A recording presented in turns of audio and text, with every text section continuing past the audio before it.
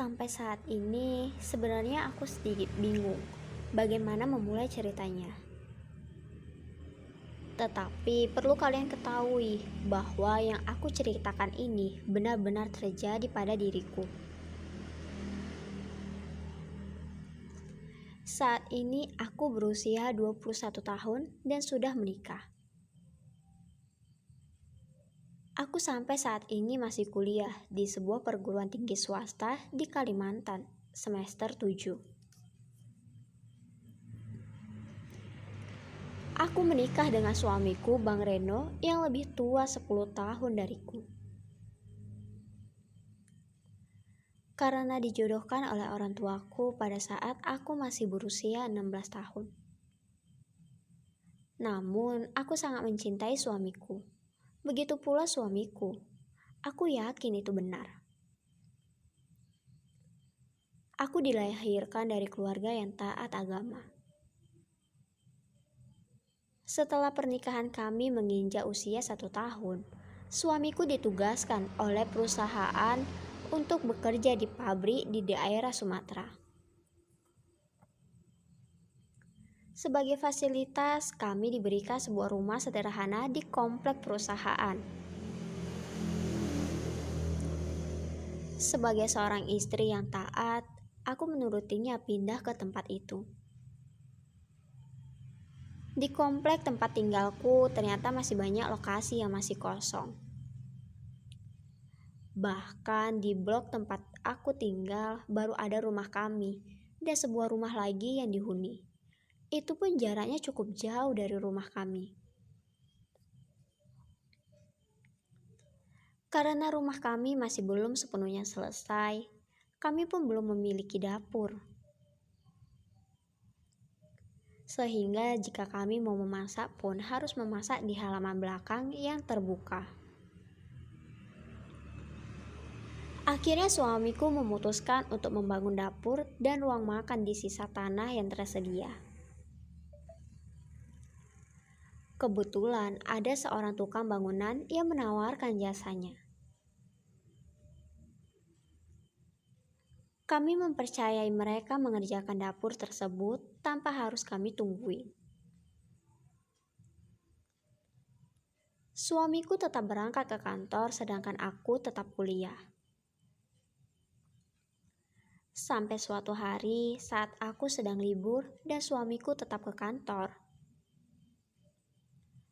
Pagi itu setelah mengantar Bang Reno sampai ke depan gerbang, aku pun kembali masuk ke rumah. Sebenarnya perasaanku sedikit tidak enak di rumah sendirian karena lingkungan kami yang sepi. Sampai ketika beberapa saat kemudian, Pak Tono, tukang bangunan, dan 2 orang temannya datang untuk meneruskan kerjanya. Dia tampak cukup terkejut melihatku ada di rumah, karena aku tidak bilang sebelumnya bahwa sedang libur. Kok Mbak Tika nggak berangkat kuliah? Tanyanya. Iya nih Pak Tono, lagi libur kuliahnya, jawabku. Kalau begitu saya mau nerusin kerjaan di belakang Mbak, katanya. Oh silahkan, kataku. Tidak lama kemudian mereka ke belakang dan aku mengambil sebuah majalah untuk kubaca di ruang tamu. Namun ketika baru saja saya mau menuju ruang tamu, aku melihat melalui jendela Pak Tono sedang mengganti pakaiannya dengan pakaian kotor yang biasa dikenakan saat bekerja. Dan alangkah terkejutnya aku melihat bagaimana Pak Tono saat membukanya. Sehingga aku dapat melihat dengan jelas pemandangan yang lebih indah daripada milik suamiku. Aku terpesona sampai tidak tahu kalau Pak Tono juga melihatku. Ada apa Mbak? Katanya sambil menatap ke arahku. Aku terkejut sehingga cepat-cepat menutup jendela. Seketika itu, aku diliputi perasaan aneh yang belum pernah aku rasakan. Aku melihat pemandangan indah selain suamiku. Aku mencoba mengalihkan perasaanku dengan membaca, tetapi tetap saja tidak bisa. Akhirnya aku putuskan untuk pergi ke dapur dengan tergesa-gesa sambil membawa majalah yang akan aku baca. Namun saat aku berjalan ke dapur, tanpa sengaja aku terbentur sesuatu hingga terjatuh. Dan alangkah terkejutnya, ternyata itu adalah Pak Tono. "Maaf Mbak, tadi saya cari Mbak Tika tapi nggak ada. Baru saya mau keluar, Mbak Tika malah nabrak saya," katanya dengan santai. Aku begitu malu, berusaha berdiri. Namun Pak Tono segera menangkap tanganku dan berkata, "Nggak usah malu Mbak, tadi Mbak udah lihat punya saya nggak malu kok." "Jangan Pak," kataku.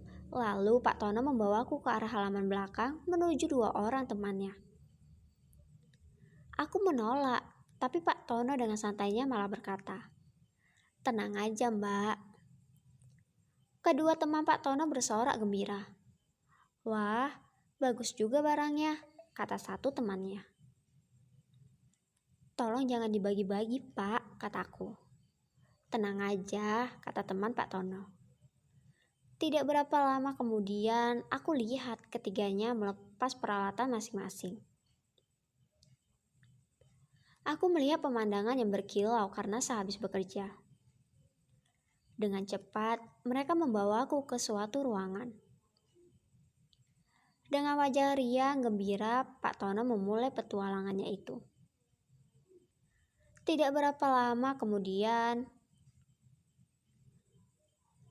dimulai dari Pak Tono. Dan ternyata yang tidak aku kira sebelumnya, terasa bahagia sekali. Benar-benar berbeda dengan suamiku. Namun karena malu, aku pura-pura diam. Tapi entah kenapa, tanpa sadar, mulai mengikuti iramanya. Melihat itu, kedua teman Pak Tono tertawa. Mendengar tawa mereka, aku pun kembali terdiam. Tidak lama kemudian, Pak Tono berhenti sejenak. Melihat itu, tanpa ada perintah temannya, langsung menggantikannya. Aku benar-benar senang luar biasa karena belum pernah aku seperti ini. Pak Tono melanjutkan dan mempercepat irama itu hingga akhirnya terjadi percikan indah itu darinya. Tanpa memberikan aku waktu, temannya menggantikannya lagi hingga ia mencurahkan seluruh kebahagiaannya itu. Begitulah cara mereka berbagi dan mengulanginya sampai sore hari. Dan anehnya, aku juga ikut bahagia. Dan anehnya lagi, ketika suamiku pulang, aku tidak menceritakan kejadian itu. Sehingga sampai sekarang, mereka tetap seperti itu ketika aku libur kuliah. Dan itu berlangsung sampai dapur di rumahku selesai dibangun.